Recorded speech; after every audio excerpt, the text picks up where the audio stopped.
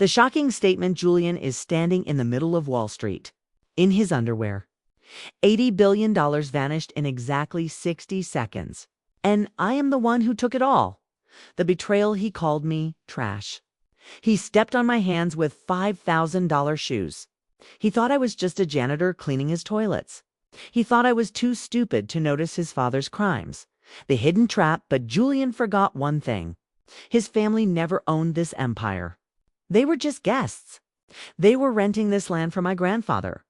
And the lease expired at midnight. The promise: this is how I deleted a billionaire bloodline, using nothing but a mop and a 100-year-old secret. Pay close attention. The revenge starts now. The basement of Sterling Vane International is where the light goes to die.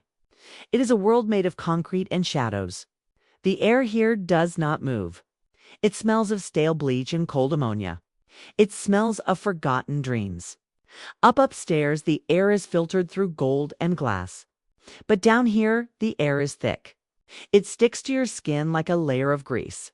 Elias moves through this darkness like a ghost.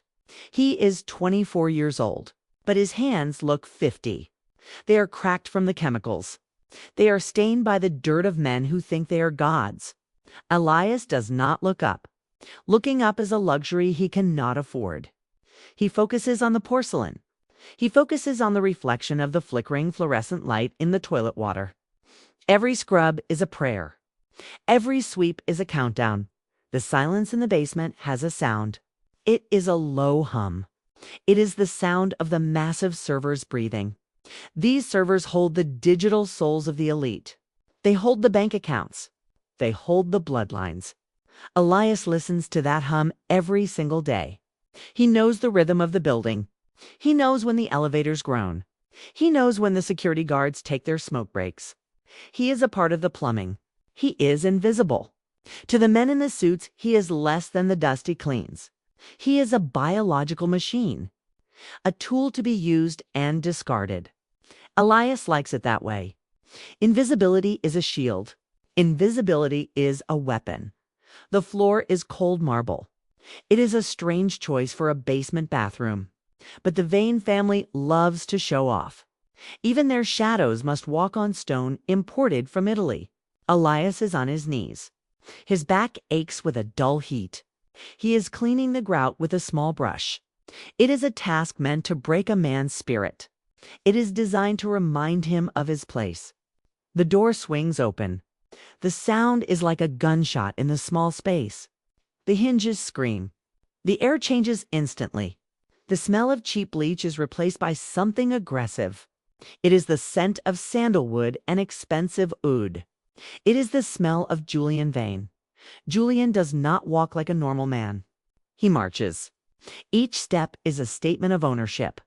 The sound of his heels is sharp. Clack, clack, clack. These are not just shoes. They are weapons made of hand-stitched leather. They cost $5,000. That is more than Elias earns in a year of scrubbing.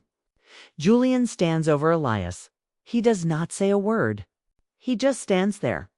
Elias can feel the heat radiating from Julian's expensive wool suit. He can feel the arrogance.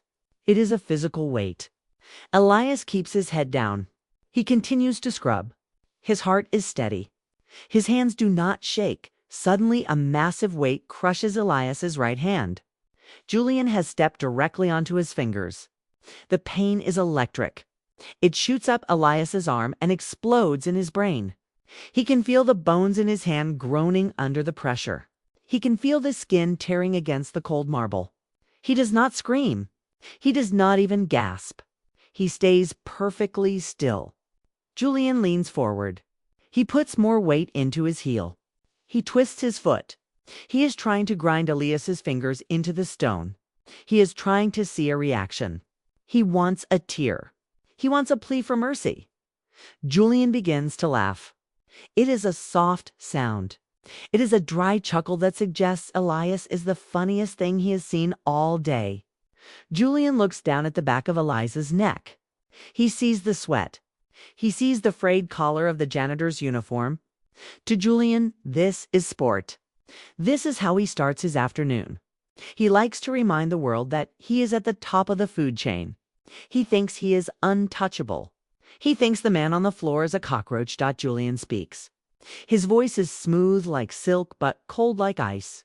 He asks if the floor is clean enough to eat off. He doesn't wait for an answer. He presses harder. The sound of a small bone cracking echoes in the bathroom. It is a tiny sound, like a dry twig snapping in the woods. Julian smiles. He finally steps off. He walks to the mirror. He adjusts his tie. He looks at his own reflection with genuine love. He does not look back at Elias. He does not check to see if the hand is broken. He simply walks out. The door slams shut. Elias is left alone in the silence. He looks at his hand. It is purple. It is bleeding. His fingers are crooked. Most men would be crying. Most men would be planning a police report. But Elias is not most men. He does not look at the injury with pain. He looks at it with data. He slowly stands up. He ignores the throbbing in his arm. He closes his eyes. He begins to replay the last 60 seconds in his mind. He is not thinking about the insult. He is thinking about the walk. Elias has a gift. It is a dark gift. He can memorize movement. He has spent months watching Julian from the shadows. He knows the exact length of Julian's stride. He knows the weight distribution of his body. He knows that Julian leans slightly to the left when he is angry. He knows that Julian's right heel wears down faster because of a childhood injury he tries to hide.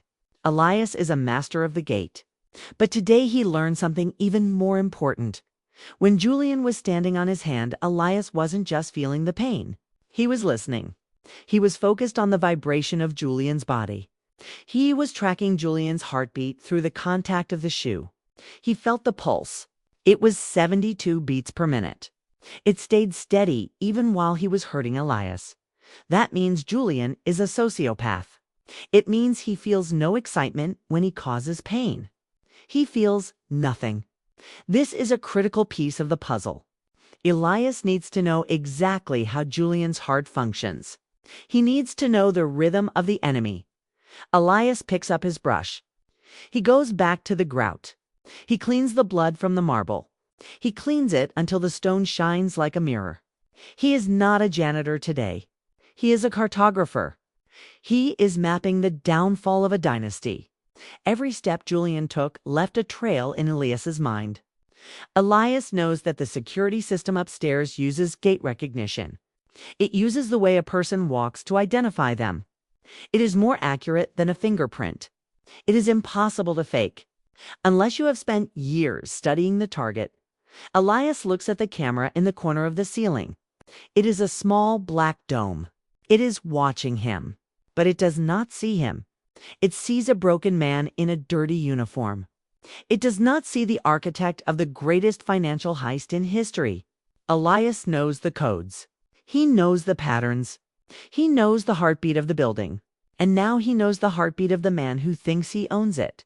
The basement is quiet again. The hum of the servers continues. It sounds like a drum.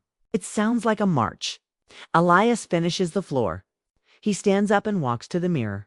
He looks at his own reflection. His eyes are not the eyes of a janitor. They are cold. They are deep. They are the eyes of a king in exile. He touches the bruised skin of his hand.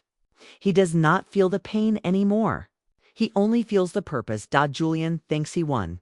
He thinks he left a mark on a peasant. He doesn't realize he just gave Elias the final key. The gate is recorded. The heartbeat is logged. The trap is set. Elias walks out of the bathroom. He does not limp. He walks with a perfect, measured stride. He disappears into the shadows of the hallway.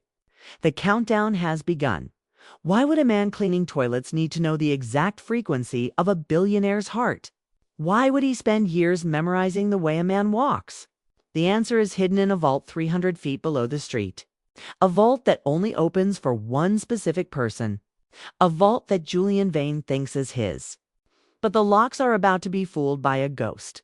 A ghost who knows exactly how a monster breathes. The transition from the basement to the lobby is like stepping into a different dimension.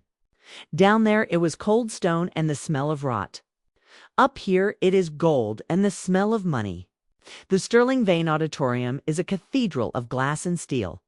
It is filled with the most powerful people in the world. Men in suits that cost more than a doctor's salary. Women wearing diamonds that sparkle like frozen tears. The air is pressurized. It is expensive. It is filtered and chilled until it feels like a blade against your skin. Elias stands in the far corner. He is wearing his gray janitor's uniform. He is holding a heavy plastic trash bag. He is the only stain in a room of perfection. Nobody looks at him. To them, he is just a piece of the architecture. He is a ghost in a gray jumpsuit. The lights begin to dim. They fade out slowly. It is a calculated move. It is theater. The crowd goes silent. You can hear the hum of 100 high-end cameras waiting for the moment. Then a single spotlight cuts through the dark. It hits the center of the stage. Julian Vane walks into the light. He is not limping. He is not tired. He is the king of this world. He is wearing a midnight blue suit. His hair is perfect. His smile is a weapon. He looks like a savior. He looks like progress. Elias watches him from the shadows. He feels the throb in his hand. The hand Julian crushed only hours ago. The pain is a rhythm. It is a drum. It keeps Elias focused. Julian raises his hands. He does not need a microphone. His voice is amplified by the building itself. He begins to speak about the future. He speaks about the limits of the human mind. He tells the crowd that the era of slow thought is over. He announces the neural grid. He calls it a miracle of engineering. He says it is a bridge between the brain and the machine. The crowd gasps. This is the holy grail of technology. This is the key to eternal wealth. Julian points to the screen behind him. A massive digital wall ignites. It is 50 feet of pure light. Thousands of lines of code begin to scroll across the surface. It is beautiful. It is complex. It looks like a digital waterfall. Elias narrows his eyes. He stops breathing. He looks at the screen. He looks at the specific way the algorithms are structured. He looks at the way the memory buffers are nested. Most people see math. Elias sees a signature. He sees a ghost. This is not the work of a team of engineers. This is not something Julian Vane created. Elias recognizes the logic. He recognizes the shorthand. He recognizes the hidden notes in the comments of the script. This code was written by a man who loved the work more than the money. It was written by Arthur Sterling. It was written by Elias's father. Elias feels a sudden chill that has nothing to do with the air conditioning. He is transported back 15 years. He is a boy again. He is sitting on the floor of a small, dark study. The room smelled of old tobacco and black coffee. His father was hunched over a heavy monitor. His eyes were red. He was obsessed. He was building something he called the Soul Sink. He told Elias that it was a gift for the world. He said it would help people who couldn't speak. He said it would heal the broken. He worked for Julian's father. They were partners. They were supposed to be brothers in science. But the Vane family does not have brothers. They only have assets. Elias remembers the night it all ended. It was a Tuesday. It was raining. The kind of rain that feels like it's trying to wash the city away. His father came home with a cardboard box. He didn't say a word. He had been fired. They told him his work belonged to the company. They told him he was a failure. 2 weeks later, the police arrived. They found Arthur in the garage.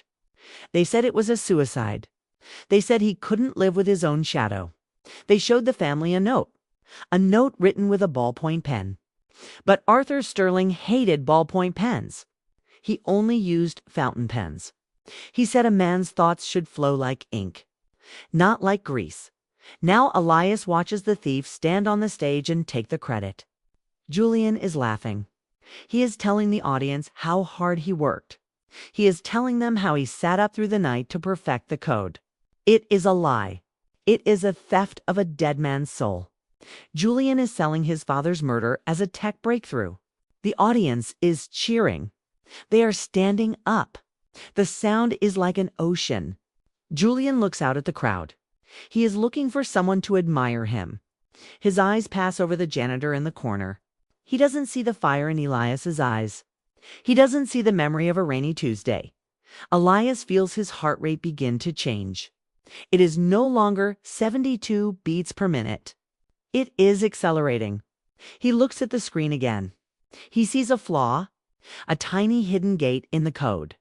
His father always left a back door, not for theft, but for safety. Arthur Sterling didn't trust the Vane family even back then. He knew they were monsters. He buried a secret deep in the logic, a secret that only a Sterling could find, a secret that could turn this entire miracle into a nightmare. Julian is taking questions now. He is arrogant. He is untouchable. He tells a reporter that the neural grid is a locked vault. He says the security is absolute. He says that nobody on Earth has the key. Elias feels a weight in his pocket. It is a heavy object. It is cold. He reaches in and his fingers touch the metal. It is a vintage gold key. It has a heavy circular head. It is covered in intricate engravings.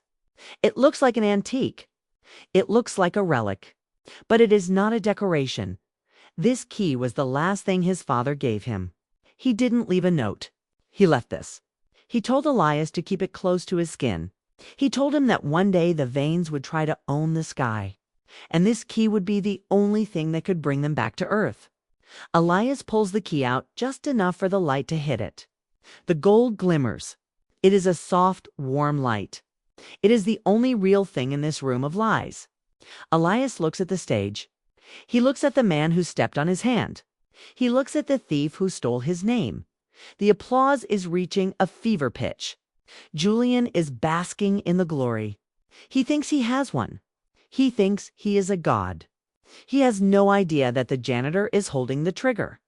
He has no idea that the locked vault is about to be opened. Elias grips the key tight. The metal bites into his palm. He likes the feeling. He likes the reality of it. The neural grid is a masterpiece. But every masterpiece has a creator. And every creator leaves a way to destroy their work. Elias turns away from the stage. He begins to walk toward the exit. He does not run. He moves with a slow and steady rhythm. He is not a janitor anymore. He is a hunter. He has the code. He has the motivation. And in his pocket, he has the physical proof of a 20-year-old crime. The world is about to find out what happens when you steal from a man who has nothing left to lose. Julian Vane thinks he owns the future. But Elias holds the key to the past. And the past is coming to collect its debt. The ballroom is a cage of gold. It smells of white lilies and dying secrets. Tonight is the 100th year of the Sterling Vane Empire. The air is heavy with the scent of $500 candles and the metallic temps of old money. Outside, the rain is drumming against the skylight. It sounds like a million fingers trying to break in. But inside the glass, the world is perfect. The chandeliers are massive. They look like frozen explosions of diamond. They cast a sharp light that reveals everything and hides nothing. Elias stands by the marble pillars. He is no longer in his gray jumpsuit. Now he wears a waiter's tuxedo. The fabric is cheap. It is stiff and itches against his neck. It is designed to make him look like everyone else. It is designed to make him disappear. Julian planned this. He wanted Elias to see the height of the mountain before he pushed him off the cliff. The silver tray in Elias's hand is heavy. It is loaded with crystal flutes of vintage champagne. The condensation on the glass is freezing. It numbs his fingers. He can feel the bruise on his hand throbbing, the one Julian gave him in the basement. Every beat of his heart sends a sharp needle of pain up his arm. He welcomes it. The pain is a reminder of reality in this room of illusions. He moves through the crowd like a shadow. He dodges the silk dresses and the velvet jackets. The guests don't see him. They reach for the glasses without looking at his face. To them, he is just a moving table. He is an appliance. Then he sees her, Alina. She is standing at the center of the room. She looks like a painting come to life. Her dress is the color of deep wine. It is the color of the blood on Elisa's father's garage floor. She is laughing at something a man is saying. That man is Julian. He has his hand on the small of her back. It is a possessive gesture. It is a victory lap. 3 years ago, Alina was the only person who knew Elias's real name. She was the only person who knew about the gold key. Then the money vanished. The scandal hit the papers. And Alina vanished too. She didn't leave a note. She just stopped answering the door. Julian spots Elias. A slow smile spreads across his face. It is the smile of a predator that has cornered its prey. He raises a finger. He beckons Elias over. He does it slowly. He wants everyone to notice. Elias walks toward them. Each step feels like a mile. His shoes click on the marble. It is the same rhythm he memorized in the basement. He reaches the couple. He holds out the tray. He keeps his eyes down. He focuses on the bubbles and the wine. They rise and pop. They are tiny deaths in a glass dot. Julian takes a glass. He does not drink. He looks at Elias's bruised hand. He laughs. He tells Alina that the service tonight is excellent. He tells her that they found this waiter in the basement. He says that some people are born to lead and some are born to clean. He asks Elias if his hand still hurts. He says it with a voice full of fake concern. Alina looks at Elias. For a second, her eyes widen. She recognizes the scar on his thumb. She recognizes the depth of his silence. But then she looks at Julian's diamond watch. She looks at the power in the room. She turns away. She takes a glass from the tray and whispers thank you to the waiter. She doesn't use his name. She treats him like a stranger. The sting of her betrayal is sharper than the cold of the ice. It is a cold that settles in Elias's lungs. Julian isn't finished. He turns to a group of reporters standing nearby. They are holding cameras and digital recorders. Julian raises his glass for a toast. He tells the press to look at Elias. He calls him a prime example of the peasant lineage. He says that the Sterling Vane Company is a meritocracy. He says that even a man with no father and no future can find a place here if he knows how to scrub. He calls Elias a charity case. He tells the reporters that Elias's father was a man who couldn't handle the pressure of the elite world. He says that failure is in the blood. The cameras flash. The light is blinding. Elias stands there in his cheap tuxedo. He is the centerpiece of a public execution. The reporters are scribbling notes. They are looking for a story of the benevolent billionaire and the lowly servant. Julian is basking in the attention. He feels like a god. He puts his arm around Alina and pulls her closer. He tells the world that the neural grid is the future of humanity. He says it is a system that filters out the weak and empowers the strong. He says it is a world where there are no more shadows. Elias looks up. For the first time all night, he looks Julian directly in the eyes. He does not look angry. He does not look hurt. He looks like a man who is watching a fly walk into a web. Julian stops talking for a split second. He sees something in Elias's expression that he doesn't like. It is a look of absolute certainty. Elias shifts the tray to his left hand. His right hand is shaking, but not from fear. It is the adrenaline of the endgame. Julian moves to the podium at the front of the ballroom. He is going to give the keynote speech. He wants to announce the global launch of the grid. He taps the microphone. The sound echoes through the hall. Thud, thud, thud. It sounds like a heart. The room goes silent. The elite of the world wait for his words. Julian begins to speak about legacy. He speaks about the 100 years of the Vane family. He tells them that the past is a ghost and the future is a machine. Elias begins to walk. He does not go back to the kitchen. He walks toward the stage. He moves with a purpose that the security guards don't expect. He looks like a waiter bringing a fresh glass. He reaches the base of the podium. Julian looks down at him with annoyance. He thinks Elias is making a mistake. He thinks the peasant has lost his mind. He stops his speech and asks what the waiter wants. Elias does not answer with his own voice. He leans into the microphone. He moves so fast that the security doesn't have time to react. The air in the room feels like it's being sucked out. The silence is absolute. Elias leans close to the silver mesh of the mic. He doesn't look at the crowd. He looks at Julian. He whispers a sequence of numbers. 1, 9, 2, 8. 0, 0, 4, 5, 6, 1, 1, 0. The numbers are short. They are punchy. They sound like code. Because they are code. They are the root access frequency for the neural grid. It is the sequence his father told him to memorize before the garage door closed. It is the sequence that bypasses the Vane, security, and talks directly to the ghost in the machine. The speakers in the ballroom don't just broadcast his voice. They hum. A low, deep vibration starts to rattle the crystal chandeliers. The lights flicker. The digital screens behind Julian turn from gold to a deep blood red. Julian's face goes pale. He knows those numbers. They were in the private files his father left behind. Files that were supposed to be destroyed. The crowd begins to murmur. A wave of confusion ripples through the room. Alina drops her glass.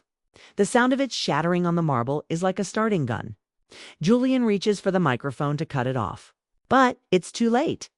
The system is no longer listening to him. The grid is awake, and it only recognizes one master. Elias stands back from the podium.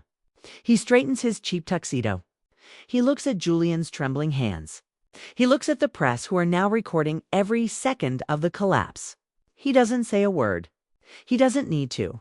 The code is already traveling through the airwaves.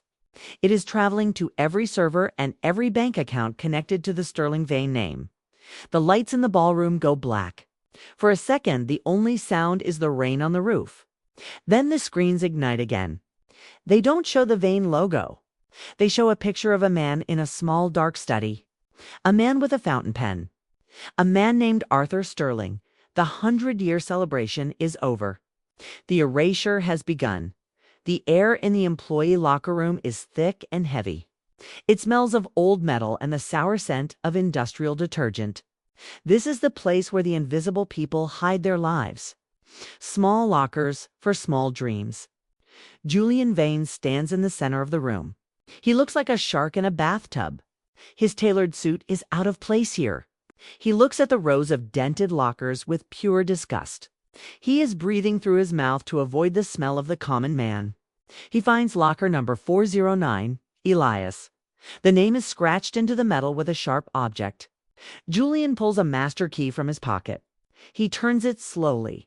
The sound of the lock clicking is like a bone breaking. Inside the locker, there is almost nothing. A worn-out gray jacket. A pair of work boots that have seen better days. A small black and white photo of an older man, Arthur Sterling. Julian stares at the photo. He sees the same eyes that looked at him from the podium tonight. Those cold and calculating eyes. Julian's lip curls into a snarl. He pulls a small, heavy package from his inner coat pocket. It is wrapped in clear plastic. Inside is a fine white powder. Class A, enough to put a man away for 40 years. Julian tucks it deep into the pocket of Elias's work jacket. He hides it behind the photo of the dead man. He closes the door and locks it. He wipes his hands on a silk handkerchief. He drops the cloth on the floor. He treats it like garbage. Because to him it is. Outside the building, the night is screaming. The rain has turned into a storm. It is a deluge that washes the streets but cannot clean the corruption inside the glass tower.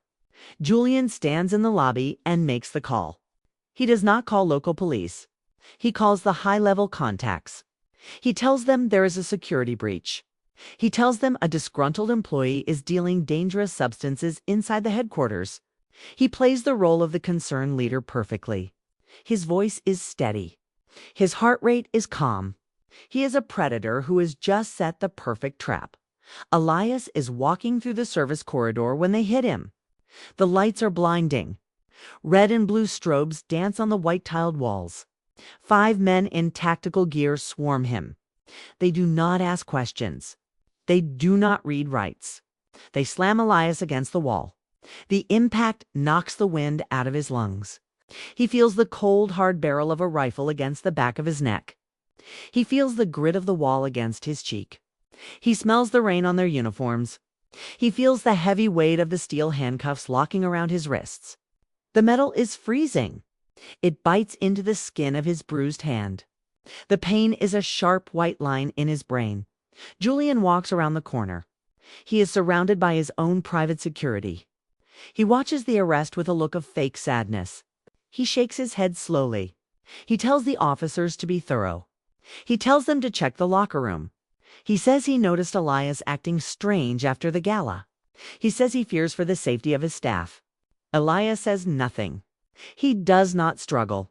He does not plead. He looks at Julian through the mess of his own hair. He looks at him with a silence that is louder than a scream. Julian smiles. It is a tiny movement of the lips. A victory lap in the dark. They drag Elias out through the main lobby. They want everyone to see. They want the janitors and the clerks to see what happens when you challenge the sun. They throw him into the back of a black SUV. The interior smells of leather and ozone. The door slams shut. The world goes silent. Elias sits in the dark. He feels the vibration of the engine through the floor. He feels the movement of the car as it navigates the rain-soaked streets. He is being taken to a place where people disappear. He is being taken to the edge of the world. The interrogation room is a concrete box. It is deep underground. There are no windows. There is only a single table made of scarred wood. A single light hangs from the ceiling. It hums with a low electrical frequency. It flickers every 10 seconds. Elias sits in the chair. His hands are cuffed to a metal bar on the table. The room is freezing. The air conditioning is turned up to the maximum. It is a tactic. They want him to shiver. They want him to feel small. Elias waits. He has spent his life waiting. He listens to the sound of his own breath. He counts the flickers of the light. He knows Julian is behind the two-way mirror. He can feel the arrogance of the man watching him. He knows Julian is drinking a coffee and laughing. He knows Julian is waiting for the moment the Class A substances are logged into evidence. Julian thinks this is the end of the story. He thinks he has burned the trash and cleared the air. 2 hours pass. The door remains closed. The silence is a physical weight. Most men would break in this silence. They would start talking to themselves. They would start to panic. But Elias is a man of the shadows. He is comfortable in the dark. He closes his eyes and visualizes the code. He visualizes the 12-digit sequence he whispered into the microphone. He knows that code is currently eating its way through the Vane family's offshore accounts. He knows it is a virus that cannot be stopped. Suddenly, the heavy metal door groans. The hinges scream. It is a sound of pure power. A man walks in. He is not a detective. He is not a guard. He is wearing a long black overcoat that looks like it costs more than the building. His hair is silver. His face is a map of authority. This is the man who runs the bureau. The director. He does not have a folder. He does not have a weapon. Julian is likely leaning forward behind the glass. He's probably confused. Why is the director here for a janitor? Why is the most powerful law enforcement officer in the country personally attending a drug bust? Julian's heart rate is finally starting to climb. He feels a cold knot of dread forming in his stomach. He watches as the director walks toward the table. He watches as the director reaches into his pocket. But the director does not pull out a badge. He pulls out a small key. He reaches down and unlocks Elias's handcuffs. The sound of the metal hitting the table is like a bell. Elias rubs his wrists. He looks at the director. He does not look surprised. He looks like a man who has been waiting for an old friend. The director stands back. He looks at the camera in the corner of the room. He knows Julian is watching. He knows the recording is live. Then the director does something that makes the world stop turning. He places his feet together. He places his hands at his sides. He lowers his head. The director of the FBI bows to the janitor. He bows deeply. He bows with a respect that is reserved for kings and gods. He stays in that position for 3 long seconds. The silence in the interrogation room is absolute. The hum of the light is the only sound. Elias stands up. He straightens his tuxedo jacket. He looks at the mirror. He knows Julian can see his eyes. Elias speaks for the first time. His voice is a low rumble. It is the sound of an avalanche starting. He tells the director to bring him the file. The real file. The one with the Vane name on the cover. The director nods. He does not say a word. He opens the door and stands aside.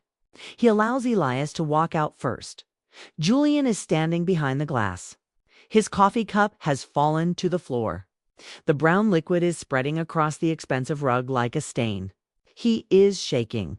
He tries to speak, but no sound comes out. He watches as the trash he tried to burn walks out of the room as a master. He watches as the system he thought he owned turns its back on him. The arrest wasn't a setup for Elias. It was a delivery. Elias needed to be in this building. He needed the director's personal attention to finalize the transfer of the legacy crown. Julian thought he was using the law to destroy a peasant. He didn't realize he was just opening the door for the true owner to walk through. Elias walks down the hallway. The guards stand at attention. They don't look at his uniform. They look at the man. He passes the room where Julian is hiding. He doesn't even turn his head. He doesn't need to. The hunt is over. The harvest has begun. Julian is left alone in the dark room. He looks at the two-way mirror. He only sees his own reflection. He looks small. He looks fragile. He looks like a man who just realized he has been playing a game against a ghost. And the ghost just took his queen. He never came for the paycheck. He never came for the job. Elias Sterling was never a janitor. He was a surveyor of a kingdom that already belonged to him. The director of the FBI stands at the door of a private vault deep within the city's land registry. This is not a modern office. It is a stone chamber built in the 19th century. The air here is ancient. It smells of dust and dried leather. It smells of old ink and iron. There is no air conditioning here. The cold comes from the stone itself. It is a heavy, living cold. It settles in your bones and reminds you that time is a predator. The director places a lined box on a wooden table. The wood is dark oak. It has been polished by 100 years of secrets. He does not use a plastic key card. He uses a heavy iron key. The sound of the lock turning is deep. It is a metallic growl that echoes in the silence. He opens the lid. Inside sits a single scroll of parchment. The paper is yellow. It is brittle. It looks like it might crumble if you breathe too hard. But this paper is more powerful than any nuclear code. It is the Oppenheimer Clause. In 1890, this city was nothing but mud and ambition. The Vane family arrived with gold, but the Sterling family arrived with the land. A secret trust was created, a hidden legal layer buried beneath the city's foundation. It stated that the Vanes could build. They could grow. They could rule. But they would only ever be tenants. The trust had a 100-year expiration, a dead man's switch. If the Vanes ever forgot their place, if they ever shed the blood of a Sterling, the trust would dissolve. The land would revert. Every skyscraper, every bank, every brick would return to the soul. Trustee Elias looks at the document. He does not touch it yet. He feels the weight of his father's ghost in the room. Arthur Sterling knew this day would come. He knew the Vanes would become monsters. He lived as a ghost so his son could become a reaper. Elias reaches out. His fingers touch the parchment. It feels like touching a live wire. The texture is rough and dry. It feels like history. He smells the faint scent of cedar wood and ozone. This is the ghost protocol. This is the legal erasure of an entire elite class. The director hands Elias a fountain pen. It is heavy. It is made of solid silver. The ink inside is not blue or black. It is a deep, dark crimson. Elias looks at the signature line at the bottom of the Oppenheimer Clause. It has been blank for a century, waiting for a Sterling who survived the fire, waiting for a man who cleaned the toilets of his own empire. Elias thinks about the basement. He thinks about the smell of bleach. He thinks about Julian's $5,000 shoe crushing his hand. He feels the phantom pain in his fingers. It is a fuel. It is a flame. He signs his name. The sound of the nib scratching against the old paper is loud. It sounds like a knife cutting through silk. The ink bleeds into the parchment. It is permanent. It is final. The moment the last letter is finished, a digital signal is sent from the vault. It bypasses the internet. It bypasses the satellite networks. It travels through the old copper wires buried in the 19th century tunnels. It is a pulse of pure intent. The director looks at his watch. He says it is time. He says the city is about to realize who the landlord really is. Julian Vane is currently in his penthouse. He is probably pouring a drink. He is probably laughing with Alina about the janitor who went to jail. He thinks he has one. He thinks the world is made of glass and light. He does not know the darkness is already in the walls, outside the vault. The city is alive with the sound of commerce. The banks are processing billions. The stock tickers are flashing green. The neural grid is humming in every home. It is a beautiful machine, but every machine needs a heart. And Elias just stopped the pulse. A low vibration starts in the ground. It is not an earthquake. It is a hum. It is the sound of a giant waking up. In the land registry office, the lights begin to flicker. The yellow glow of the old bulbs dies. Then it comes back. Then it dies again. Elias stands in the center of the stone room. He is perfectly still. He is the eye of the storm. Then the silence hits. It is not just a power cut. It is an erasure. In the distance, the great Vane Tower goes dark. The massive neon logo that has dominated the skyline for 50 years flickers once and vanishes. The streetlights go out for 10 city blocks. Then 20. Then 50. The darkness travels like a wave. It is a black tide swallowing the lights of the arrogant. The sound is the most terrifying part. The constant hum of the city is gone. The elevators stop between floors. The server rooms go silent. The bank vaults lock themselves in a permanent state of stasis. Billions of dollars in digital wealth are suddenly trapped in a void. Julian's bank account. Elena's trust fund. The company's payroll. It is all gone. The digital ghosts have been exorcised at Elias, looks out the small high window of the vault. He sees the city falling into the night. He sees the panic starting on the streets below. People are holding up their phones. But the phones are dead. The neural grid has been deactivated. The locked vault, Julian bragged about, has been swallowed by the shadows. The director stands behind Elias. He asks what the next move is. He asks if they should call the military. Elias shakes his head. He tells the director that the law is the only army he needs. He tells him that tonight, every Vane is a trespasser. Tonight, the city belongs to the man they called trash. The only light in the room comes from the gold key in Elias's pocket. It glows with a faint, impossible warmth.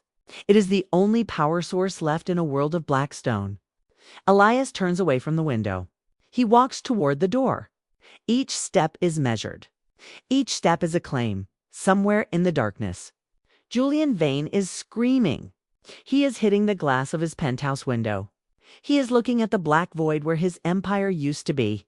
He is realizing that the basement shadow has grown taller than the tower. He is realizing that the ghost protocol doesn't just take your money. It takes your existence. Elias steps out into the hallway. The emergency lights are off. The world is a graveyard of glass. He does not need a flashlight. He knows the way. He has cleaned these floors. He has memorized the cracks in the walls. He knows the heartbeat of the building. And right now, that heart belongs to him. The bank's power didn't just go out. The bank's permission to exist was revoked. The Oppenheimer Clause has been activated. The ledger has been cleared. And the trustee is coming to collect the keys. The clock on the wall says it's 9 a.m., but for Julian Vane, time has already stopped. The sun is rising over a city that looks like a graveyard of glass. The Great Vane Tower is a skeleton of steel. The power is still out in the upper floors. The air in the penthouse is stagnant. It smells of expensive scotch and the copper temps of sweat. Julian is sitting at his mahogany desk. He has not slept. His tie is undone. It hangs around his neck like a noose. His eyes are bloodshot. They are fixed on the glowing screen of his satellite laptop. This is the only device that still works. It is connected to a private server in Switzerland. It is his last lifeline. It is his escape pod dot outside the window. The city is in chaos. You can hear the distant sound of sirens. You can hear the rhythmic thud of helicopters circling the financial district. The world is waking up to a nightmare. The news anchors are screaming about a total digital collapse. They are calling it the Black Morning. But Julian does not care about the world. He only cares about the numbers. He needs to move. He needs to sell. He needs to disappear before the shadows in the basement reach the top floor. His fingers are trembling. They are cold. They click against the keys with a frantic, desperate rhythm. He is drafting a sale. He is offering the entire Sterling Vane portfolio to a private equity group in Zurich. The price is $10 billion. It is a fire sale. It is a steal. Under normal circumstances, this deal would take months. But Julian is using a kill switch protocol. It is a high-speed transaction designed for war times. It is designed to move assets before a government can freeze them. The cursor blinks. It is a steady, heartless light. Julian stares at it. He smells the stale coffee sitting in a gold-rimmed cup. It is cold. A thin film has formed on the surface. It looks like oil. He takes a breath. His chest feels tight. It feels like a cage of iron. He hits the enter key. The sound of the plastic clicking is the loudest thing in the room. The screen changes. A progress bar appears. It is a blue line moving across a black background. 1%, 5%, 10%. Julian leans forward. He grips the edge of the desk so hard his knuckles turn white. He is praying to a God he never believed in. He is promising the universe that he will change. He will be better. He just needs this one transaction to go through. He just needs the $10 billion to hit his offshore account. Then he can leave. He can take Alina and fly to a private island where the name Sterling has no power. The progress bar reaches 40%. Suddenly, the blue line turns a violent shade of red. The laptop emits a sharp, high-pitched whine. It sounds like a dying animal. The screen flickers. A message appears in large block letters. Transaction blocked. Julian freezes. He hits the key again. He hits it until his finger hurts. He screams at the machine. He calls it a piece of junk. He calls it a traitor. He tries to bypass the block. He enters his private administrator codes. He enters the passwords his father gave him on his deathbed. These are the codes that are supposed to override the world. They are the keys to the kingdom. But the screen does not change. It clears itself of all data. The lists of stocks and bonds vanish. The images of the factories and the ships disappear. The screen becomes a deep, void black. Then a single line of white text appears in the center. Error code. Sovereign debt default. Julian stops breathing. He looks at the words. He reads them again and again. Sovereign debt. That is impossible. That is a term used for nations. It is used for empires that have fallen into bankruptcy. A private company cannot have a sovereign debt default. Julian's mind is racing. He is trying to find a logic. He is trying to find a loophole. Then he remembers the Oppenheimer Clause. He remembers the signature in the vault. Elias didn't just claim the land. He claimed the history. By signing that parchment, Elias legally classified the Sterling Vane Company as a proxy entity of the state. He proved that every dollar the Vanes earned for 100 years was technically a loan from a public trust, a loan that was never repaid. Julian isn't a businessman losing a company. He is a debtor being foreclosed upon by history. The sovereign debt isn't a financial error. It is a legal execution. It means that Julian no longer has the authority to sell. He does not own the chairs. He does not own the air in the room. He does not even own the suit on his back. Everything is being clawed back by the trustee. The sound of the helicopters outside gets louder. They are closer now. Julian can see the searchlights sweeping across the glass. They look like eyes. He reaches for his phone. He needs to call his lawyers. He needs to call the senators he has spent millions to buy. He needs to pull a favor. He needs a miracle. He taps the screen of his phone. It is a custom-made device. Encrypted, secure, the screen lights up. But there is no dial tone. There are no contacts. There is only a banking app. It has opened itself. It is showing his personal wealth management account. This is his private stash. This is the money Julian kept hidden even from his own board. This is the money he used for his mansions and his yachts. It is the money that makes him Julian Vane. The balance is at the top of the screen. 8 billion. 400 million. $200,000. It is a mountain of gold. It is a wall between him and the rest of the world. Julian watches the number. He feels a small sense of relief. They can take the company. They can take the tower. But they can't touch this. This is his dot then. The numbers begin to move. It is not a sudden jump. It is a countdown. 8 billion becomes 7 billion. The digits are spinning so fast they are a blur. 6 billion. 5 billion. Julian tries to close the app.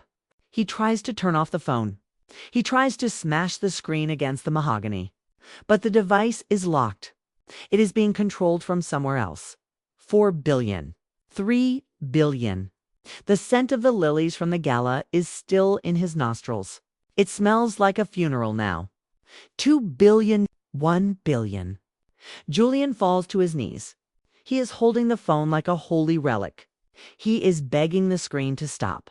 He is crying. Real tears are falling onto the glass.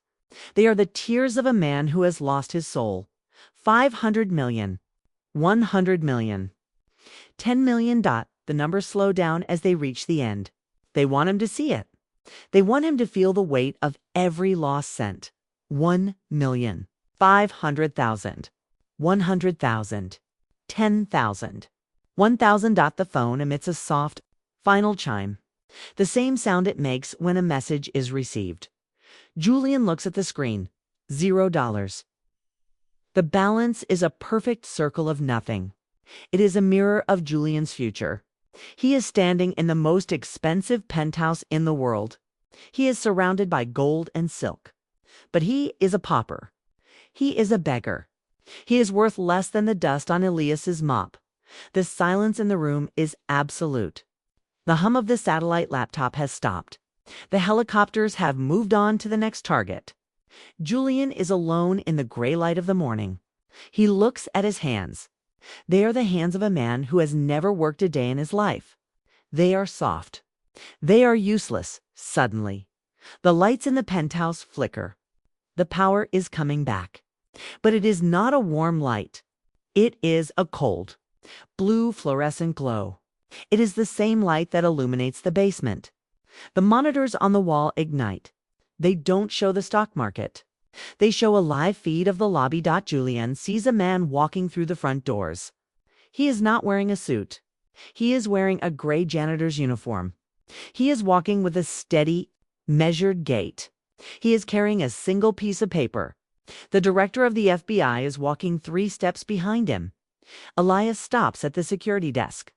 He looks up at the camera. He looks directly into Julian's eyes. He does not smile. He does not look triumphant. He just looks ready. Julian realizes that the $0 was just the beginning. The money is gone, but the debt is still there. And the collector is already in the elevator, the boardroom of Sterling Vane. International is a tomb made of mahogany and glass. The air inside is dying. It smells of ozone from the failed server racks and the metallic scent of cold sweat. Outside, the storm is still clawing at the windows. The rain hits the glass with a sound like gravel. It is 90 floors up. But the silence in this room is heavier than the clouds. Julian Vane is at the head of the table. He is screaming. It is a raw, animal sound. It is the sound of a man drowning in a desert of his own making. He slams his fist onto the polished wood. The vibration rattles the empty crystal water glasses. He is screaming at his board of directors. These men and women were his disciples yesterday. Today, they look like vultures waiting for a carcass to stop moving. Their tablets are dead. Their phones are bricks of useless plastic. They are looking at Julian with eyes that have turned into flint. They are not thinking about the company. They are thinking about their private jets. They are thinking about their offshore accounts that vanished at 902A.M.1 of the directors. An older man with a face like crumpled parchment stands up. His hands are shaking. He tells Julian that the Vane name is radioactive. He says the sovereign debt default has triggered every cross-default clause in their history. He calls Julian a failure. He calls him a thief who got caught. The room erupts. Everyone is shouting. The polite mask of the elite has been torn away. Beneath the silk and the diamonds, they are just terrified animals. Julian's face is a mask of purple rage. He screams that he is the law. He screams that his father built this city. He tells them they are nothing without him. He is still trying to play the god. But his voice is cracking. It lacks the weight of billions. He is a king with no gold. He is a general with no army. The noise in the room reaches a fever pitch. It is a wall of sound. Then the noise stops. It does not fade out. It is cut, like a wire being snapped by a pair of shears. The heavy oak doors at the end of the boardroom begin to move. These doors weigh half a ton. They are built to withstand a bomb blast. They do not swing. They glide. The sound of the hinges is a low, deep hum. It is the sound of absolute authority. The board members turn their heads. Julian stops mid-scream. His mouth stays open, but no sound comes out. A man walks into the room. He is not carrying a mop. He is not carrying a bucket. He is not wearing the gray jumpsuit of a janitor. He is not the trash Julian stepped on in the basement. Elias. Sterling walks with the gait of a man who owns the gravity in the room. He is wearing a suit that should not exist. It is made of Vantablack wool, a material so dark it absorbs 99% of all visible light. It does not reflect the chandeliers. It does not have shadows. It looks like a hole in reality. It looks like a silhouette walking through the world of the living, against the surgical white lights of the boardroom. Elias looks like a reaper. His shirt is a crisp, blinding white. His tie is the color of dried blood. He does not look at the board members. He does not look at the view of the dying city. He looks only at Julian Dutt. The silence is absolute. You can hear the rhythmic clicking of the cooling vents. You can hear the fast, shallow breathing of the terrified billionaires. Elias reaches the foot of the table. He does not sit. He stands. He is a pillar of darkness in a room of gold. The director of the FBI follows him. He stands 2 steps behind Elias, like a bodyguard, like a servant. The most powerful lawman in the country is acting as an usher for a man who cleaned toilets 12 hours ago. The board members are frozen. They realize they are not in a meeting. They are in an execution chamber. Julian's eyes are wide. He is staring at the Vantablack suit. He is staring at the way the light disappears into Elias's chest. He tries to speak. He tries to summon his old arrogance. He asks Elias what he thinks he is doing. He tells him to get out. He tells him he is still fired. Elias does not answer. He doesn't need to. He reaches into the inner pocket of his coat. His movements are slow. They are deliberate. He pulls out a single piece of paper. It is not a modern document. It is heavy, cream-colored vellum. It has a wax seal at the bottom, the color of old gold. The paper smells of cedar and history. It is the physical manifestation of the Oppenheimer Clause. It is the death warrant of the Vane family. Elias looks at the board members. He sees their greed. He sees their fear. He sees the way they are already looking at him with hope. They want a new master. They want to be saved. Elias's eyes are cold. They are the eyes of his father. They are the eyes of a man who spent 10 years watching the world from the floor. He speaks.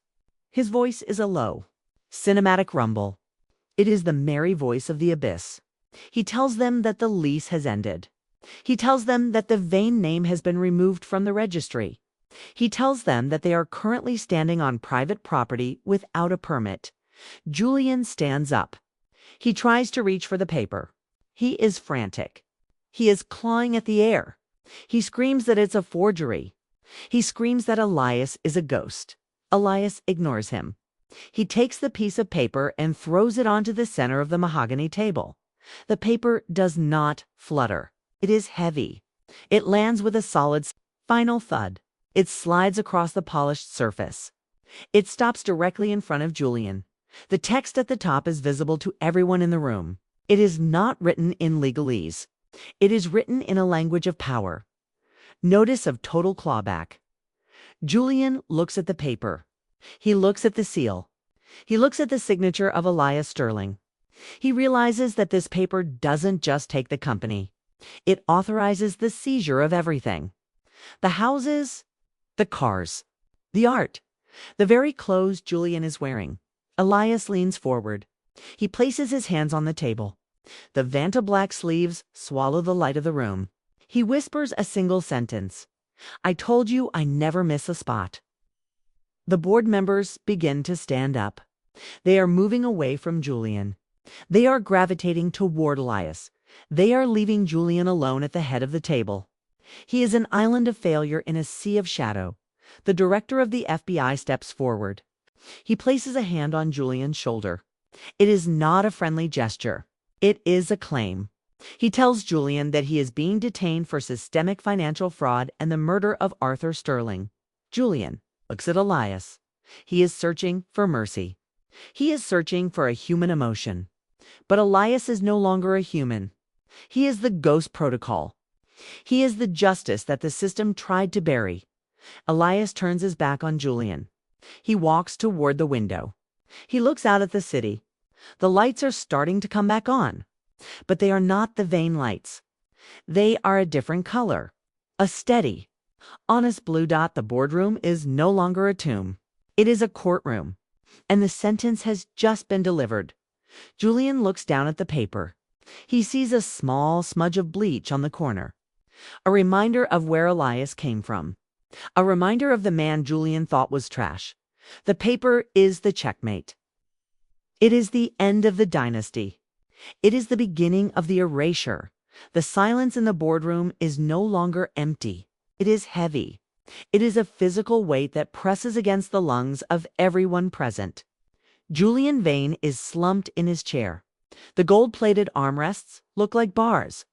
He looks like a prisoner in his own palace. The light from the dying storm outside catches the sweat on his forehead. It glimmers like oil. The smell of the room has shifted. It no longer smells of victory. It smells of the grave. It smells of old paper and the cold. Hard truth. Elias Sterling stands by the floor-to-ceiling windows. His Vantablack suit absorbs the flickering blue light of the city. He looks like a shadow that has finally gained a voice. Julian tries to laugh. It is a dry, rattling sound. He tells the board that this is a trick. He says that his great-grandfather built these walls with his own hands. He says the Vane name is engraved in the bedrock of the city. He calls Elias a liar.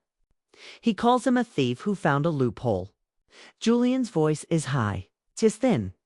It is the sound of a man who knows he is already dead. Elias turns around slowly. He does not look angry. He looks pitying. He tells Julian that his great-grandfather didn't build anything. He tells him that Thomas Vane was a clerk, a man with a talent for paperwork and a heart made of ice. Thomas Vane didn't buy the land. He couldn't afford it.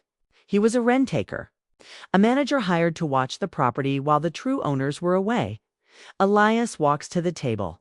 He touches the heavy oak surface. He tells the board that this table was a gift. It was a lease agreement made in 1896, a 99-year contract. The Sterling family provided the land. They provided the brand. They provided the soul of the company. The Vanes were simply the caretakers. They were given a century to prove they were worthy of the legacy. They were given a century to act with honor. Julian's father knew. He knew the truth. That is why he was so desperate to kill Arthur Sterling. He wasn't killing a rival. He was trying to kill the landlord. He thought that if the last Sterling disappeared, the lease would never be reclaimed. He thought he could steal the foundation by burning the house. But you cannot burn the earth. You cannot erase the blood in the soil. The clock on the wall chimes. It is a deep, resonant sound. It feels like a bell tolling for a funeral. Elias looks at the digital clock on the wall. It is exactly midnight. The date has changed. The 100th year has begun. He tells Julian that the lease didn't just expire. It evaporated. At 12:01, every contract signed by Vane became null and void. Every building, every patent, every cent in the vault reverted to the trust dot. The board members are whispering now. They are looking at Julian with disgust. They realize they have been working for a squatter. They realize the old money they worshipped was just a long-term loan. They turn their backs on the man at the head of the table. They move toward the shadow in the Vantablack suit. Julian stands up. He is shaking so hard the crystal glass on the table falls over. The water spills. It flows toward the edge of the wood, like a rising tide. He screams that this is his city. He says he owns the skyline.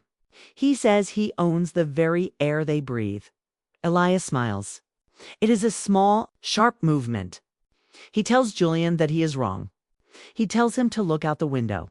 He tells him to look at the lights of the financial district, the banks, the exchanges, the law firms. He tells Julian that they are all built on the same trust. They are all part of the Sterling land grant. The board's general counsel, a woman named Sarah who has spent 30 years protecting the Vanes, sinks into her chair. She looks at the vellum document on the table. She doesn't need a microscope to know it is real.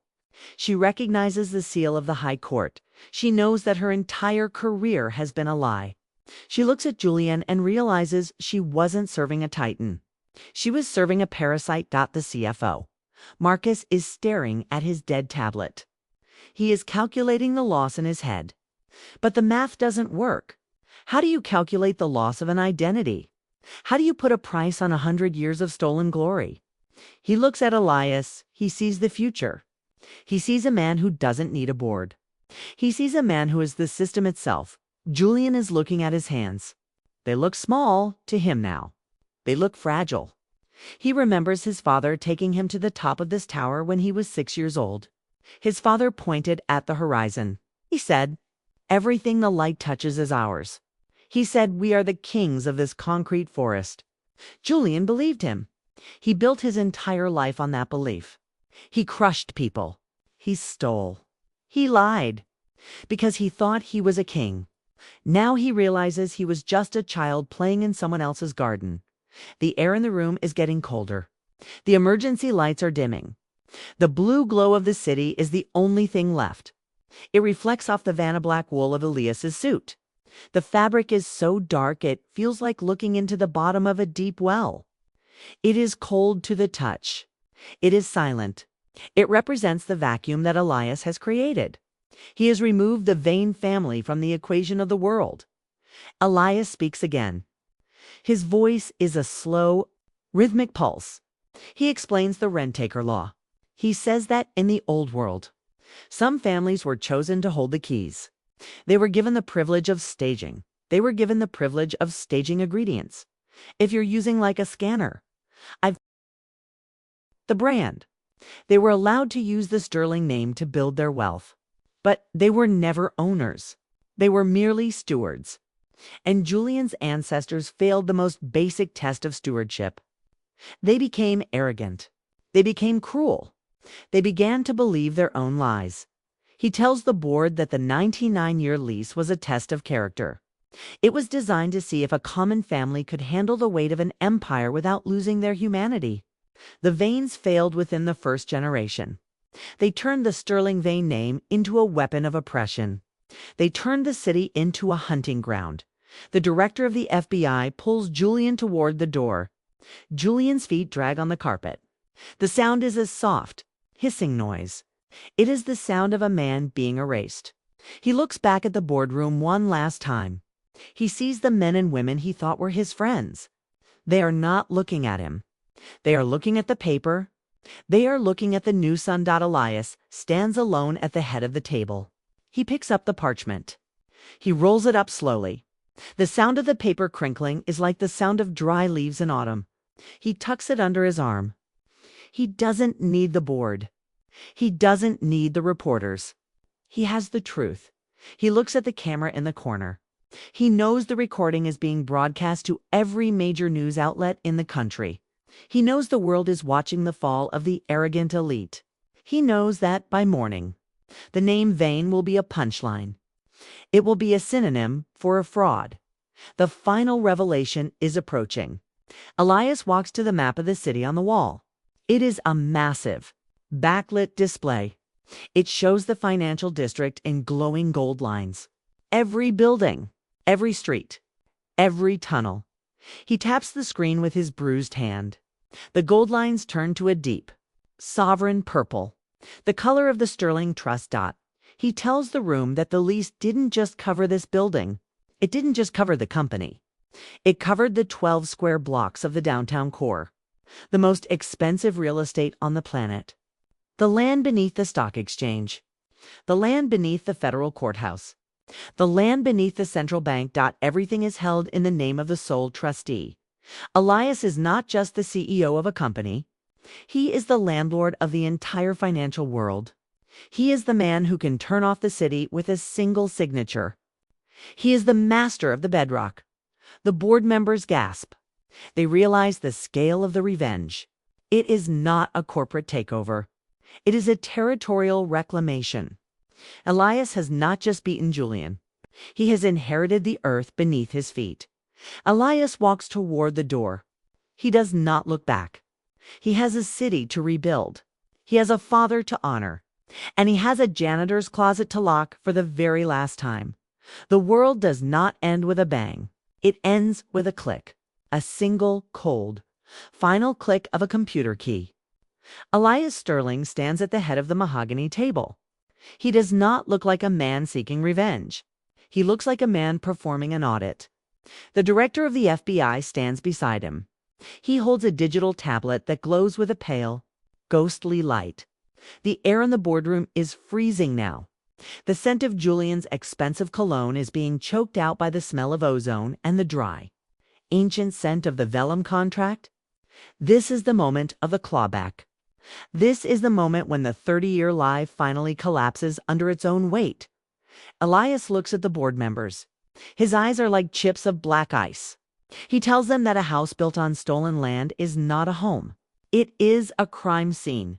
He explains the nature of the clawback. Because the Vane family breached the 99-year lease.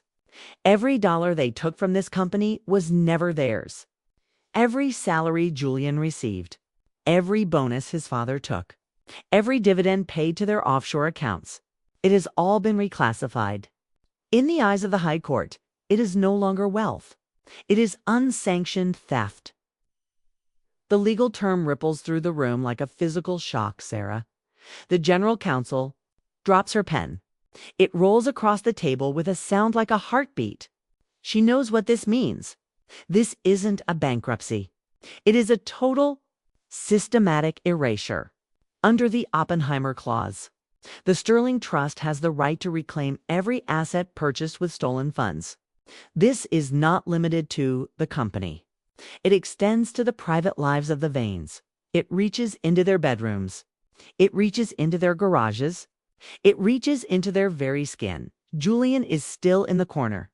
He is being held by 2 federal agents. He looks like a man who has been struck by lightning. He is twitching. His mouth is moving, but no words are coming out. He is watching the monitors on the wall. The screens are flickering with live feeds from across the city. The systematic erasure is happening in real time. It is a digital harvest. The first screen shows Julian's primary residence, the Vane estate. It is a fortress of limestone and glass perched on the edge of the cliffs. It cost $200 million to build. It is filled with the treasures of 100 years of theft. The camera shows black SUVs pulling into the driveway. Men in dark jackets are pouring out. They are not gentle. They are not guests. They are the Reclaimers. The sound from the monitor is sharp. It is the sound of heavy boots on marble. It is the sound of heavy wooden doors being kicked open. Elias watches as they begin to tag the art. The Monets. The statues carved by masters. They are being wrapped in plastic. They are being moved like common freight. Julian's private life is being disassembled, piece by piece. The smell of lavender and old wax from the mansion seems to fill the boardroom. It is a sweet smell. The smell of a dying era. Julian lets out a low, gut-wrenching moan. He watches as they enter his study. They take the mahogany desk. They take the gold-plated pens. They even take the rug from beneath his feet. He is watching his history being deleted. He is watching his name being sandblasted off the world. Every luxury he ever touched is being marked as evidence. Every comfort he ever felt is being classified as a debt. The second screen shows the garage. The Vane collection. 30 cars. Each one a masterpiece of engineering. The silver Ferraris. The black Lamborghinis. The vintage Rolls-Royce that Julian used for his wedding. The sound of the tow trucks is a rhythmic, industrial grinding. The heavy chains are clanking against the asphalt. It is a cold, brutal sound. One by one, the machines of speed and status are hauled away. They are not being sold. They are being seized by the trust. They are the property of Elias Sterling. Elias looks at Julian. He speaks in that low, cinematic merry voice. He tells Julian that the debt is not yet settled. He says that 30 years of theft carries a high interest rate. He says that the mansions and the cars are just the down payment. The clawback is hungry. It wants everything. It wants the vanity. It wants the pride. The third screen shows Julian's penthouse, the place where he spent his nights looking down on the city. The agents are in his bedroom. This is the most intimate part of the erasure. They open the massive walk-in wardrobe. It is a temple of fashion. Row after row of handmade suits. Each one cost more than a family's annual income. Shelves of shoes made from the skins of exotic animals. Cashmere, silk, fine wool. The sound of the hangers clicking together is sharp. It sounds like the chattering of teeth. The agents are clearing the racks. They are throwing the clothes into heavy industrial bags. They are not being careful. They are treating the old money wardrobe like rags, because that is what they are. They are the spoils of a crime. They are the uniforms of a fraud. Julian is shaking violently now. He is looking at his own empty closet. He feels the physical sensation of the world shrinking. He feels the air in the boardroom getting thinner. He looks at his own hands. He is wearing a diamond ring, a Vane family heirloom. An agent steps forward. He does not ask. He takes Julian's hand. He slides the ring off the finger. The metal is cold. The skin is pale. The ring is dropped into a plastic evidence bag. The sound is a tiny, final click. Elias walks toward Julian. He stops just inches away. The Vantablack suit absorbs all the light between them. It is like standing next to a black hole. Elias tells Julian that the city is no longer his playground. He tells him that the lease on his life has been revoked. He tells him that he is no longer a citizen of the elite. He is a trespasser on Sterling land. The director of the FBI checks his watch. He tells Elias that the paperwork is finalized. The High Court has issued the final order of eviction. Not just from the building, not just from the mansions, but from the very identity of Julian Vane. Every credit card is dead. Every passport is canceled. Every social security number is flagged. Julian is led out of the boardroom. He is no longer walking. He is being dragged.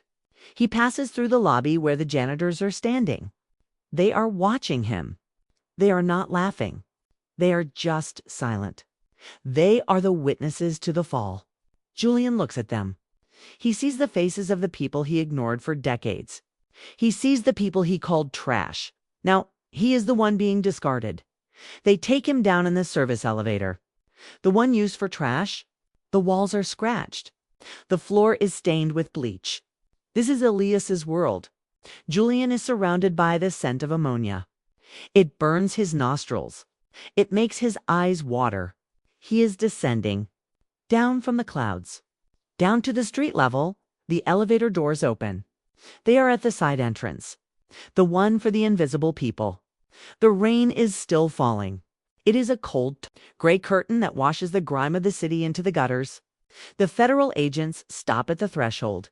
They do not step into the rain. They have their own world to return to. They let go of Julian. He stumbles out onto the wet sidewalk. He turns around, but the doors are already closing. The heavy steel slams shut. The lock clicks. He is on the outside. He is in the world he tried to stay above. He stands there for a moment. He is still wearing his midnight blue suit. He is still wearing his $5,000 shoes. He tries to straighten his tie. He tries to maintain the illusion of power. But then a heavy black SUV pulls up. A man in a high court uniform steps out. He holds a clipboard. He looks at Julian with a bored, professional expression. He tells Julian that the suit he is wearing was purchased in 2022. He says the funds used were from an unsanctioned dividend. He says the suit is property of the Sterling Trust. He tells Julian to remove it. Julian looks around. He is in the middle of the financial district. It is rush hour. Hundreds of people are walking past. People with umbrellas. People with purpose. They stop. They watch. They pull out their phones. Julian refuses. He screams that he is a Vane. He screams that he is a human being. The officer does not argue. He signals to two other men. They step forward. They are efficient. They are cold. They begin to disassemble Julian Vane in public. The sound of the fabric tearing is loud in the rain. The silk lining of the jacket is ripped. The buttons of the shirt are popped. The leather of the shoes is stripped away. It is a surgical removal of status. It is the final physical clawback in less than 60 seconds. The transformation is complete. Julian Vane is left standing on the cold, wet pavement. The rain is drumming against his bare skin. He is not a billionaire. He is not a CEO. He is not even a man with a name. He is just a shivering, broken figure. He is left standing in the street in nothing but his white underwear. The crowd is silent. The only sound is the rain and the clicking of 100 phone cameras. The images are already going viral.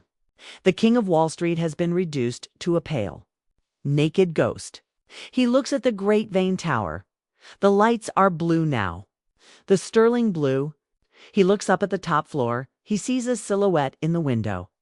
A man in a Vantablack suit. Elias is watching him. He is not smiling. He is just making sure the spot is clean. Julian reaches out a hand toward the glass. He tries to scream, but the cold has taken his voice. He is alone. He is penniless. And the world is just beginning to watch. The storm has finally broken. The clouds are parting over the city. A pale, cold light is beginning to spill across the rooftops. The streets below are still wet. They look like veins of black ink. The helicopters have drifted away. The sirens have faded into a distant, low hum. Inside the Sterling Vane Tower, the silence is absolute. It is a heavy silence. It is the kind of silence that follows a funeral. Elias Sterling stands in the center of the boardroom. He is a pillar of shadow in his Vantablack suit. He looks at the empty chairs. He looks at the mahogany table where a century of lies was signed into law. The room smells of ozone and expensive failure. He feels the weight of the gold key in his pocket. It is warm against his leg. It is the only thing that is real. Elias turns away from the window. He does not look at the view. He does not look at the kingdom he now owns. He walks toward the door. His footsteps are rhythmic. They are measured. He passes the director of the FBI in the hallway. The director bows his head. He does not speak. He knows that today, the law is a guest in this house. Elias enters the elevator. He does not press the button for the penthouse. He does not press the button for the lobby. He reaches out and presses the button for the basement. Level B4. The lowest point of the empire, the elevator descends. It is a smooth, silent journey.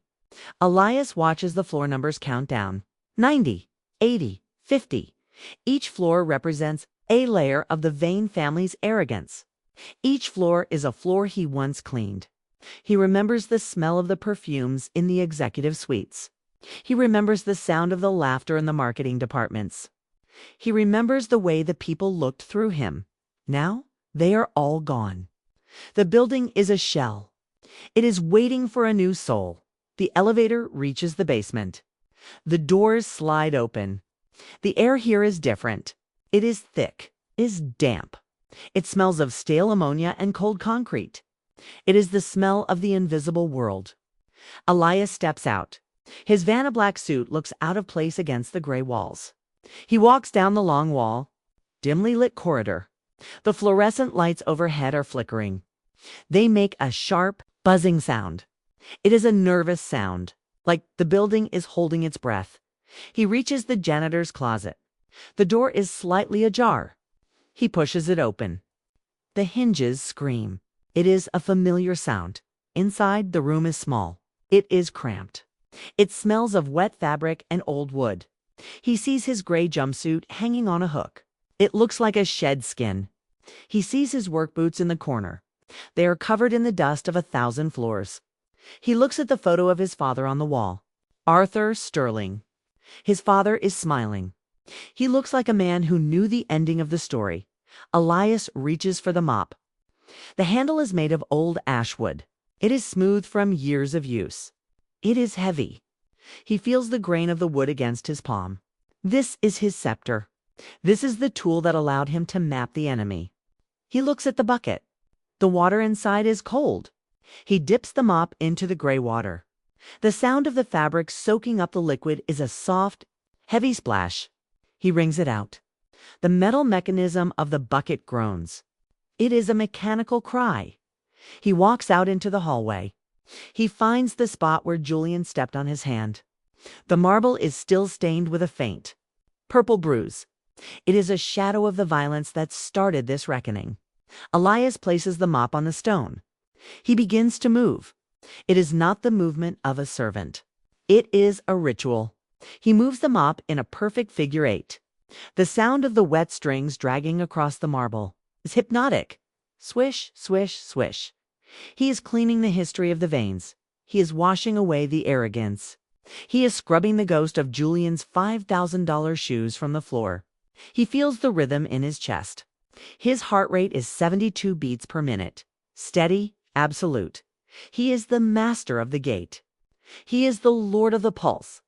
Every stroke of the mop is a signature on a new contract. He stops. He is standing directly beneath the security camera. The small black dome is watching him. He knows that Julian is somewhere in the city, shivering in the rain, watching a screen. He knows the FBI is watching. He knows the world is waiting for the final word. Elias slowly looks up. He looks directly into the lens. He does not smile. He does not look angry. He looks like the truth itself. He speaks. His voice is a low, cinematic rumble. It carries the weight of 100 years of silence. I told you, I never miss a spot. He turns away from the camera.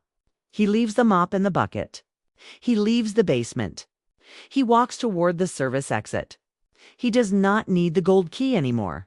He does not need the Vantablack suit. He has the land. He has the legacy. He walks out into the morning air. The sun is finally high in the sky. It is a bright, blinding gold.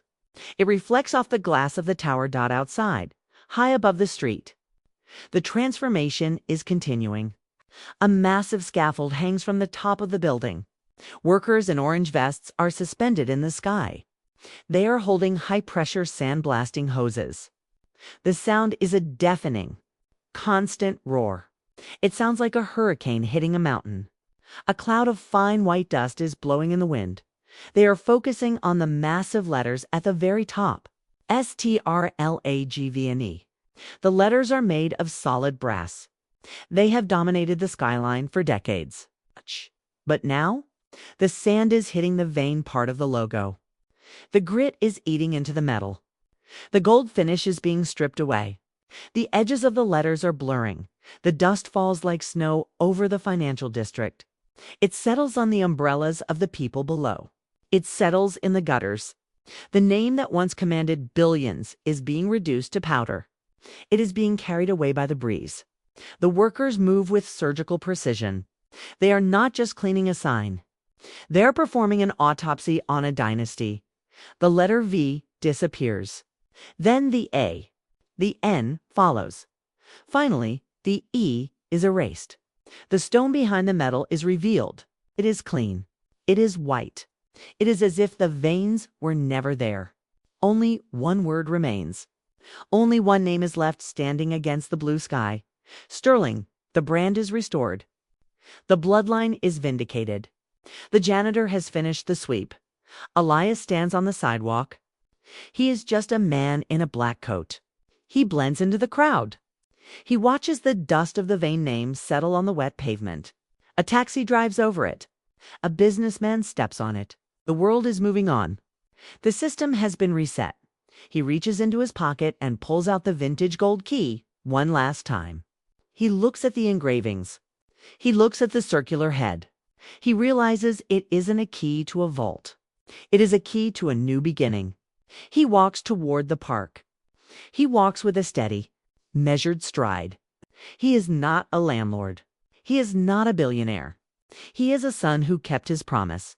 The great Sterling Tower shines in the sun. It is a beacon of justice. It is a monument to the man who cleaned the floor while he waited for the world to turn. The final shot is of the building. High, proud, and clean. The shadow has finally become the light.